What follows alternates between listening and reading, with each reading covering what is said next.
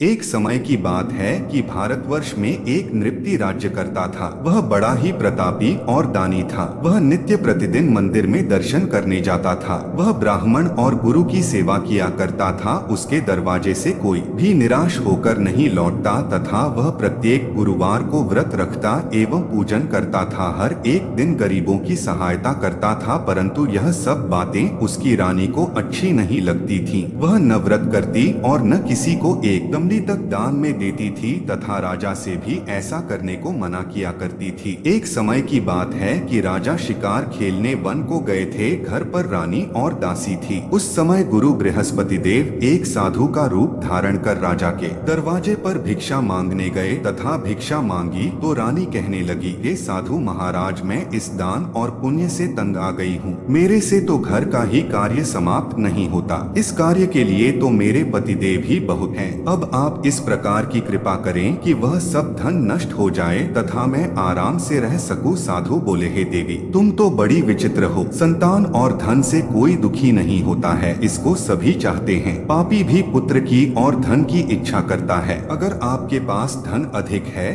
तो भूखे मनुष्यों को भोजन कराओ, प्याऊ लगवा दो, ब्राह्मणों को दान दो, धर्मशाला बनवाओ, कुआं, तालाब, बावड़ी, बाग बगीचों आदि का निर्माण करवा दो, निर्धन मनुष्यों की कुमारी कन्याओं का विवाह करवाओ और अनेकों यज्ञादि धर्म करो। इस प्रकार के कर्मों से आपके कुल और आपका नाम परलोक में सार्थक हो एवं स्वर्ग की प्राप्ति होगी। मगर वह रानी इन बातों से खुश न हुई। वह बोली, हे साधु महाराज, मुझे ऐसे धन की भी आवश्यकता नहीं जिसको और मनुष्यों को दान दूं तथा जिसको रखने उठाने में मेरा सारा समय ही बर्बाद हो जाए। साधु ने कहा, हे देवी, तुम्हारी ऐसी इच्छा है तो ऐसा ही होगा। मैं तुम्हें बताता हूँ, वैसा ही करना। बृहस्पतिवार के दिन घर को गोबर से लीपना, अपने केशों को धोना, केशों को धोते समय स्नान करना, राजा से कहना वह हजामत करवाए, भोजन में मांस मदिरा खाना, कपड़ा धोबी के यहाँ धुलने डालना। इस प्रकार 7 बृहस्पतिवार करने से तुम्हारा सब धन नष्ट हो जाएगा। ऐसा कहकर वह साधु महाराज वहाँ से अंतर्ध्यान हो गए। रानी ने साधु के कहने के अनुसार वैसा ही किया। 3 बृहस्पतिवार ही बीते थे कि उसका समस्त धन नष्ट हो गया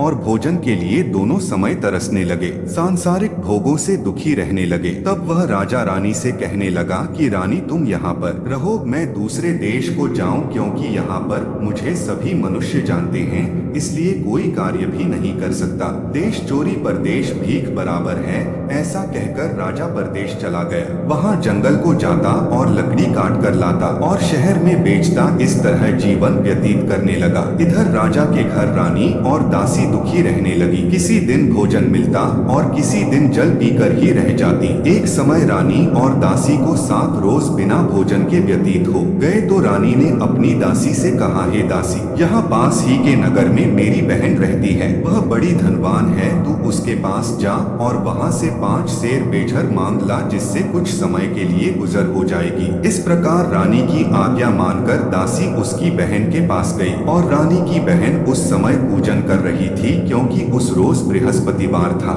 जब दासी ने रानी की बहन को देखा और उससे बोली, हे रानी, मुझे तुम्हारी बहन ने भेजा है, मेरे लिए 5 सेर बेझर दे दो। इस प्रकार दासी ने अनेक बार कहा, परंतु रानी ने कुछ उत्तर न दिया, क्योंकि वह उस समय बृहस्पतिवार की व्रत कथा सुन रही थी। इस प्रकार जब बांदी को किसी प्रकार उत्तर नहीं मिला तो वह बहुत दुखी हुई एवं क्रोध भी आया और लौटकर अपने गांव रानी के पास आकर बोली, हे रानी, तुम्हारी बहन तो बहुत ही बड़ी आदमिन है। वह छोटे मनुष्यों से बात भी नहीं करती, इसलिए मैंने उससे कहा तो उसने कोई उत्तर नहीं दिया। मैं वापस चली आई। रानी बोली, हे दासी, इसमें उनका कोई दोष नहीं है।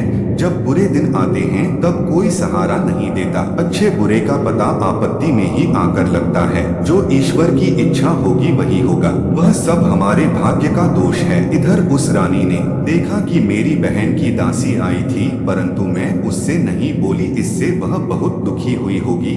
यह सोच कथा को सुन और विष्णु भगवान का पूजन समाप्त कर वह रानी बहन के घर चल दी और जाकर अपनी बहन से कहने लगी कि हे बहन, मैं बृहस्पतिवार का व्रत कर रही थी। तुम्हारी दासी गई, परंतु जब तक कथा होती है तब तक न उठते हैं और न बोलते हैं, इसलिए मैं न बोली। कहो दासी क्यों गई थी? रानी बोली, बहन, हमारे अनाज नहीं था। वैसे तुम से कोई बात छिपी नहीं है, इस कारण मैंने दासी को तुम्हारे पास 5 सेर बेझर लेने के लिए भेजा था। रानी बोली, बहन देखो, बृहस्पति भगवान मनोकामना पूर्ण करते हैं। देखो शायद तुम्हारे घर में अनाज रखा हो। इस प्रकार का वचन जब रानी ने सुना तो घर के अंदर गई और वहाँ उसे एक घड़ा बेझर का भरा मिल गया। तब तो रानी और बांदी को बहुत खुशी हुई और दासी कहने लगी, है रानी देखो, वैसे हमको जब नहीं मिलता तो हम रोज ही व्रत करते हैं।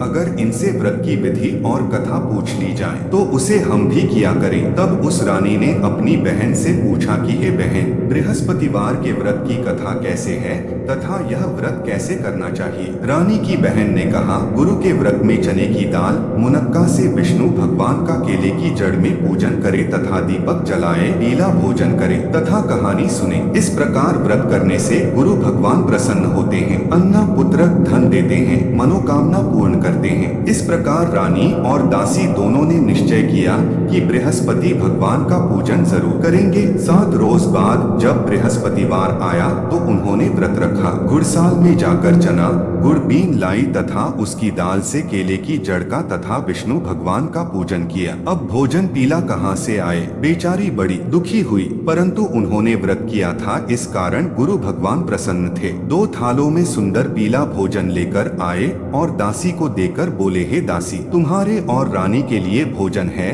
तुम दोनों करना। दासी भोजन पाकर बड़ी प्रसन्न हुई और रानी से बोली, चलो रानी जी भोजन कर लो। रानी को इस विषय में कुछ पता नहीं था, इसलिए वह दासी से बोली, तू ही भोजन कर, क्योंकि तू हमारी व्यर्थ में हंसी उड़ाती है। दासी बोली, एक महात्मा भोजन दे गया है। रानी कहने लगी, वह भोजन तेरे ही लिए दे गया है, तू ही भोजन कर। दासी ने कहा, वह महात्मा हम दोनों को 2 थालों में भोजन दे गया है, इसलिए हम और तुम दोनों ही साथ साथ भोजन करेंगी। इस प्रकार रानी और बांदी दोनों ने गुरु भगवान को नमस्कार कर भोजन प्रारंभ किया तथा अब वह प्रत्येक बृहस्पतिवार को गुरु भगवान का व्रत और विष्णु पूजन करने लगी। बृहस्पति भगवान की कृपा से फिर रानी और दासी के पास धन हो गया। रानी फिर उसी प्रकार आलस्य करने लगी। तब दासी बोली, देखो रानी, तुम पहले इस प्रकार आलस्य करती थी, तुम्हें धन रखने में कष्ट होता था, इस कारण सभी धन नष्ट हो गया। अब गुरु भगवान की कृपा से धन मिला है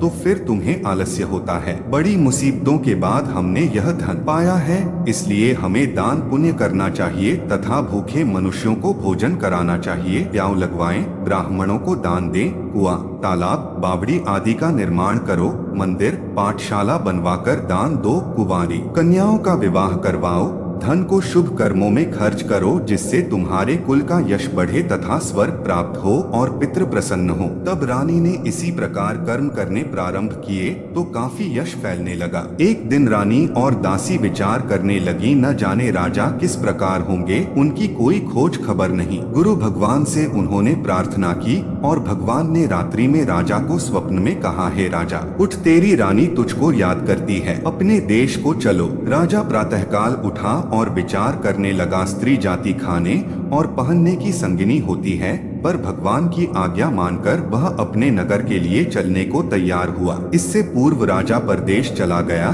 तो परदेश में दुखी रहने लगा। प्रतिदिन जंगल में से लकड़ी बीन कर लाता और उन्हें शहर में बेचकर अपने दुखी जीवन को बड़ी कठिनता से व्यतीत करता था। एक दिन राजा दुखी होकर अपनी पुरानी बातों को याद करके रोने लगा।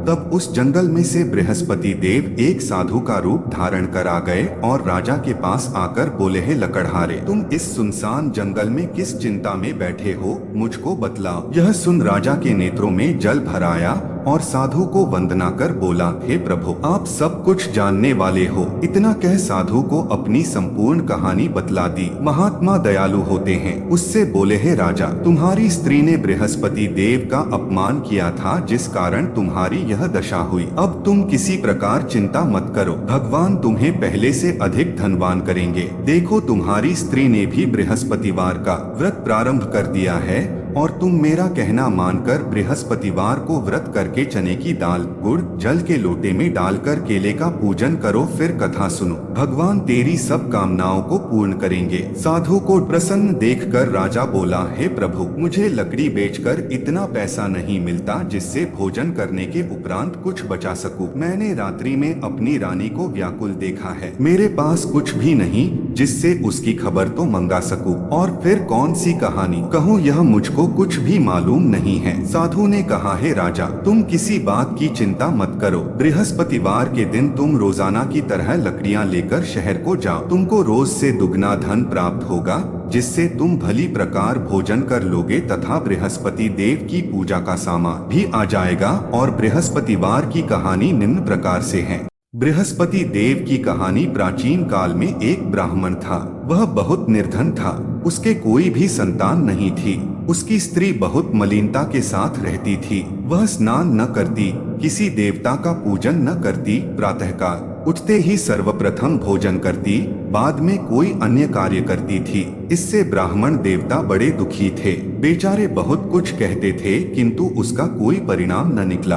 भगवान की कृपा से ब्राह्मण की स्त्री के कन्या रूप रत्न पैदा हुआ और वह कन्या अपने पिता के घर में बड़ी होने लगी। वह बालिका प्रातः स्नान करके विष्णु भगवान का जाप करने लगी, बृहस्पतिवार को व्रत करने लगी, अपने पूजन पाठ को समाप्त करके स्कूल जाती तो अपनी मुट्ठी में जौ भर के ले जाती और पाठशाला के मार्ग में डालती जाती। तब ये जौ स्वर्ण के हो जाते। लौटते समय उनको बीनकर घर को ले आती थी।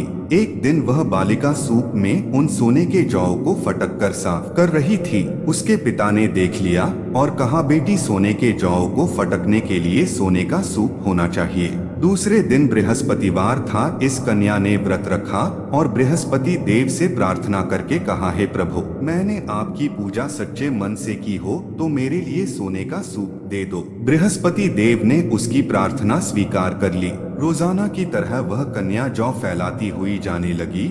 जब लौटकर जौ बीन रही थी तो बृहस्पति देव की कृपा से सोने का सूप मिला। उसे वह घर ले आई और उससे जौ साफ करने लगी, परंतु उसकी माँ का वही ढंग रहा। एक दिन की बात है कि वह कन्या सोने के सूप में जौ साफ कर रही थी। उस शहर का राजपुत्र वहां होकर निकला। इस कन्या के रूप और कार्य को देखकर मोहित हो गया तथा अपने घर आकर भोजन तथा जल त्याग कर उदास हो लेट गया। राजा को जब इस बात का पता लगा तो अपने प्रधान मंत्रियों के साथ उसके पास गए और बोले, है बेटा, तुम्हें किसी ने अपमान किया है अथवा कोई और कारण हो सो कहो, मैं वही कार्य करूंगा जिससे तुम्हारा प्रसन्नता हो। अपने पिता की राजकुमार ने बातें सुनी तो वह बोला, मुझे आपकी कृपा से किसी बात का दुख नहीं है। किसी ने मेरा अपमान नहीं किया है, परंतु मैं उस लड़की के साथ विवाह करना चाहता हूँ जो सोने के सूप में जौ साफ कर रही थी। यह सुन राजा आश्चर्य में पड़ा और बोला, हे बेटा, इस तरह की कन्या का पता तुम ही लगाओ, मैं उसके साथ तेरा विवाह अवश्य ही करवा दूंगा। राजकुमार ने उस लड़की के घर का पता बतलाया। तब मंत्री उस लड़की के घर गए और ब्राह्मण देवता को सभी हाल बतलाया। ब्राह्मण की कन्या का विवाह राजकुमार के साथ हो गया। कन्या के घर से जाते ही पहले की भांति उस ब्राह्मण देवता के घर में गरीबी का निवास हो गया। अब भोजन के लिए भी अन्न बड़ी मुश्किल से मिलता था। एक दिन दुखी होकर ब्राह्मण देवता अपनी पुत्री के पास गए। बेटी ने पिता की दुखी अवस्था को देखा और अपनी माँ का हाल पूछा। तब ब्राह्मण ने सभी हाल कहा। कन्या ने बहुत सा धन देकर अपने पिता को विदा कर दिया। इस तरह ब्राह्मण का कुछ समय सुखपूर्वक व्यतीत हुआ। कुछ दिन बाद फिर वही हाल हो गया। ब्राह्मण फिर अपनी कन्या के यहाँ गया और सभी हाल कहा तो लड़की बोली, हे पिताजी, आप माता जी को यहाँ लिवा लाओ, मैं उसे विधि बता दूंगी जिससे गरीबी दूर हो जाए। वह ब्राह्मण देवता अपनी स्त्री को साथ लेकर पहुँचे तो पुत्री अपनी माँ को समझाने लगी, हे माँ, तुम प्रातःकाल उठकर प्रथम स्नानादि करके विष्णु भगवान का पूजन करो तो सब दरिद्रता दूर हो जाएगी। परंतु उसकी माँ ने एक भी बात नहीं मानी और प्रातःकाल उठकर अपनी पुत्री के बच्चों की जूठन को खा लिया। एक दिन उसकी पुत्री को भी बहुत गुस्सा आया और एक कोठरी से सभी सामान निकाल दिया और अपनी माँ को उसमें बंद कर दिया। प्रातःकाल उसमें से निकाला तथा स्नानादि करा के पाठ करवाया तो उसकी माँ की बुद्धि ठीक हो गई और फिर प्रत्येक बृहस्पतिवार को व्रत रखने लगी। इस व्रत के प्रभाव से उसकी माँ भी बहुत ही धनवान तथा पुत्रवती हो गई और बृहस्पति जी के प्रभाव से स्वर्ग को प्राप्त हुई तथा वह ब्राह्मण भी सुखपूर्वक इस लोक के सुख भोग कर स्वर्ग को प्राप्त हुए। इस तरह कहानी कहकर साधु देवता वहाँ से लोप हो गए। धीरे धीरे समय व्यतीत होने पर फिर वही बृहस्पतिवार का दिन आया। राजा जंगल से लकड़ी काटकर किसी शहर में बेचने गया। उसे उस दिन और दिन से अधिक पैसा मिला। राजा ने चना गुड़ आदि लाकर बृहस्पतिवार का व्रत किया। उस दिन से उसके सभी कलेश दूर हुए। परंतु बेचारा जब दोबारा बृहस्पतिवार का दिन आया तो बृहस्पतिवार का व्रत करना भूल गया। इस कारण बृहस्पति भगवान नाराज हो गए। उस दिन उस नगर के राजा ने विशाल यज्ञ का आयोजन किया तथा शहर में यह घोषणा करा दी कि कोई भी मनुष्य अपने घर भोजन न बनाए न आग जलाए। समस्त नर नारी मेरे यहाँ भोजन करने आए। इस आज्ञा को जो न मानेगा उसके लिए फांसी की सजा दी जाएगी। इस तरह की घोषणा संपूर्ण नगर में करवा दी गई। राजा की आज्ञानुसार शहर के सभी लोग भोजन करने गए, लेकिन लकड़हारा कुछ देर से पहुंचा, इसलिए राजा उसको अपने साथ घर लिवा ले गए और ले जाकर भोजन करा रहे थे तो रानी की दृष्टि उस खूंटी पर पड़ी जिस पर उसका हार लटका हुआ था। वह वहां पर दिखाई नहीं दिया। रानी ने निश्चय किया कि मेरा हार इस मनुष्य ने चुरा लिया है। उसी समय पुलिस को बुलाकर उसको जेल खाने में डलवा दिया। जब राजा जेल खाने में पड़ गया और बहुत दुखी होकर विचार करने लगा कि न जाने कौन से पूर्व जन्म के कर्म से मेरे लिए दुख प्राप्त हुआ है, और उसी साधु को याद करने लगा जो कि जंगल में मिला था। उसी समय तत्काल बृहस्पति देव साधु के रूप में प्रकट हो गए और उसकी दशा को देखकर कहने लगे, अरे मूर्ख, तूने बृहस्पति देवता की कथा नहीं करी, इस कारण तेरे को दुख प्राप्त हुआ है। अब चिंता मत कर, बृहस्पतिवार के दिन जेल खाने के दरवाजे पर 4 पैसा पड़े मिलेंगे, उनसे तू बृहस्पति देव की पूजा करना, तेरे सभी कष्ट दूर हो जाएंगे। बृहस्पतिवार के रोज उसे 4 पैसे मिले। राजा ने कथा कही। उसी रात्रि को बृहस्पति देव ने उस नगर के राजा के स्वप्न में कहा, हे राजा, तुमने जिस आदमी को जेल खाने में बंद कर दिया है वह निर्दोष है, वह राजा है, उसे छोड़ देना। रानी का हार उसी खूंटी पर लटका हुआ है। अगर तू ऐसा नहीं करेगा तो मैं तेरे राज्य को नष्ट कर दूंगा। इस तरह के रात्रि स्वप्न को देख राजा प्रातःकाल उठा और खूंटी पर हार देखकर लकड़हारे को बुलाकर क्षमा मांगी तथा राजा को योग्य सुंदर वस्त्र आभूषण देकर विदा किया तथा गुरुदेव की आज्ञानुसार राजा अपने नगर को चल दिया। राजा जब नगर के निकट पहुंचा तो उसे बड़ा आश्चर्य हुआ। नगर में पहले से अधिक बाग, तालाब और कुएं तथा बहुत सी धर्मशाला, मंदिर आदि बन गई हैं। राजा ने पूछा कि यह किसका बाग और धर्मशाला है। तब नगर के सब लोग कहने लगे, यह सब रानी और बांदी के हैं। राजा को आश्चर्य हुआ और गुस्सा भी आया। जब रानी ने यह खबर सुनी कि राजा आ रहे हैं तो उसने बांदी से कहा कि हे दासी, देख राजा हमको कितनी बुरी हालत में छोड़ गए थे, वह हमारी ऐसी हालत देखकर लौट न जाएं, इसलिए तू दरवाजे पर खड़ी हो जा। आज्ञानुसार दासी दरवाजे पर खड़ी हो गई और राजा आए तो उन्हें अपने साथ लिवा लाई। तब राजा ने क्रोध करके अपनी तलवार निकाली और पूछने लगे, यह बताओ कि यह धन तुम्हें कैसे प्राप्त हुआ। तब उन्होंने कहा, हमें यह सब धन बृहस्पति देव के इस व्रत के प्रभाव से प्राप्त हुआ है। राजा ने निश्चय किया कि 7 रोज बाद तो सभी बृहस्पति देव का पूजन करते हैं। मैं रोजाना दिन में 3 बार कहानी कहा करूंगा तथा रोज व्रत किया करूंगा। अब हर समय राजा के दुपट्टे में चने की दाल बंधी रहती तथा दिन में 3 बार कहानी कहता। एक रोज राजा ने विचार किया कि चलो अपनी बहन के यहाँ हो आए। इस तरह निश्चय कर राजा घोड़े पर सवार हो अपनी बहन के यहाँ को चलने लगा। मार्ग में उसने देखा कि कुछ आदमी एक मुर्दे को लिए जा रहे हैं। उन्हें रोककर राजा कहने लगा, रे भाइयों, मेरी बृहस्पतिवार की कहानी सुन लो। वे बोले, लो हमारा आदमी मर गया है, इसको कथा की पड़ी है। परंतु कुछ आदमी बोले, अच्छा कहो, हम तुम्हारी कथा भी सुनेंगे। राजा ने दाल निकाली और जब कथा आधी हुई थी कि मुर्दा हिलने लग गया और जब कथा समाप्त हो गई तो राम राम करके वह मनुष्य खड़ा हो गया। आगे मार्ग में उसे एक किसान खेत में हल चलाता मिला। राजा ने उसे देखा और उससे बोला, अरे भैया, तुम मेरी बृहस्पतिवार की कथा सुन लो। किसान बोला, जब तक मैं तेरी कथा सुनूंगा तब तक 4 हरिया जोत लूंगा, जा अपनी कथा किसी और को सुनाना। इस तरह राजा आगे चलने लगा। राजा के हटते ही बैल पछाड़ खाकर गिर गए तथा उसके पेट में बहुत जोर से दर्द होने लगा। उस समय उसकी माँ रोटी लेकर आई। उसने जब यह देखा तो अपने पुत्र से सब हाल पूछा और बेटे ने सभी हाल कह दिया। तो बुढ़िया दौड़ी दौड़ी उस घुड़सवार के पास गई और उससे बोली, मैं तेरी कथा सुनूंगी, तू अपनी कथा मेरे खेत पर ही चलकर कहना। राजा ने बुढ़िया के खेत पर जाकर कथा कही, जिसके सुनते ही वह बैल खड़े हुए तथा किसान के पेट का दर्द बंद हो गया। राजा अपनी बहन के घर पहुंच गया। बहन ने भाई की खूब मेहमानी की। दूसरे रोज प्रातःकाल राजा जगा तो देखने लगा कि सब लोग भोजन कर रहे हैं। राजा ने अपनी बहन से कहा कि ऐसा कोई मनुष्य है जिसने भोजन नहीं किया हो, मेरी बृहस्पतिवार की कथा सुन ले। बहन बोली, हे भैया, यह देश ऐसा ही है, पहले यहाँ लोग भोजन करते हैं, बाद में अन्य काम करते हैं। अगर कोई पड़ोस में हो तो देखा। वह ऐसा कहकर देखने चली गई, परंतु उसे कोई व्यक्ति नहीं मिला जिसने भोजन न किया हो। अतः वह एक कुम्हार के घर गई जिसका लड़का बीमार था। उसे मालूम हुआ कि उनके यहाँ 3 रोज से किसी ने भोजन नहीं किया है। रानी ने अपने भाई की कथा सुनने के लिए कुम्हार से कहा। वह तैयार हो गया। राजा ने जाकर बृहस्पतिवार की कथा कही, जिसको सुनकर उसका लड़का ठीक हो गया। अब तो राजा की प्रशंसा होने लगी। एक रोज राजा ने अपनी बहन से कहा कि हे बहन, हम अपने घर को जाएंगे, तुम भी तैयार हो जाओ। राजा की बहन ने अपनी सास से कही। सास बोली, हाँ चली जा, परंतु अपने लड़कों को मत ले जाना, क्योंकि तेरे भाई के कोई औलाद नहीं होती है। बहन ने अपने भैया से कहा, हे भैया, मैं तो चलूंगी, कोई बालक नहीं जाएगा। राजा बोला, जब कोई बालक नहीं चलेगा तब तुम ही क्या करोगी। बड़े दुखी मन से राजा अपने नगर को लौट आया। राजा ने अपनी रानी से कहा, हम निर्वंशी राजा हैं, हमारा मुंह देखने का धर्म नहीं है और कुछ भोजन आदि नहीं किया।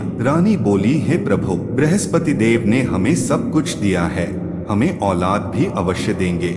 उसी रात को बृहस्पति देव ने राजा से स्वप्न में कहा, हे राजा, उठ, सभी सोच को त्याग दे, तेरी रानी गर्भ से है। राजा को यह बात सुनकर बड़ी खुशी हुई। 9वें महीने में उसके गर्भ से एक सुंदर पुत्र पैदा हुआ। तब राजा बोला, हे रानी, स्त्री बिना भोजन के रह सकती है, बिना कहे नहीं रह सकती। जब मेरी बहन आए तुम उससे कुछ कहना मत। रानी ने सुनकर हाँ कर दिया। जब राजा की बहन ने यह शुभ समाचार सुना तो वह बहुत खुश हुई तथा बधाई लेकर अपने भाई के यहाँ आई। तभी रानी ने कहा, घोड़ा चढ़कर तो नहीं आई, गधा चढ़ी आई। राजा की बहन बोली, भाभी, मैं इस प्रकार न कहती तो तुम्हें औलाद कैसे मिलती। बृहस्पति देव ऐसे ही हैं, जैसी जिसके मन में कामनाएं हैं सभी को पूर्ण करते हैं। जो सद्भावना पूर्वक बृहस्पतिवार का व्रत करता है एवं कथा पढ़ता है अथवा सुनता है और दूसरों को सुनाता है, बृहस्पति देव उसकी सभी मनोकामना पूर्ण करते हैं। भगवान बृहस्पति देव उनकी सदैव रक्षा करते हैं। संसार में सद्भावना से भगवान जी का पूजन व्रत सच्चे हृदय से करते हैं तो उनकी सभी मनोकामनाएं पूर्ण करते हैं। जैसे सच्ची भावना से रानी और राजा ने उनकी कथा का गुणगान किया तो उनकी सभी इच्छाएं बृहस्पति देव जी ने पूर्ण की थीं। इसलिए सब कथा सुनने के बाद प्रसाद लेकर जाना चाहिए। हृदय से उनका मनन करते हुए जयकारा बोलना चाहिए। बोलो बृहस्पति देव की जय, विष्णु भगवान की जय।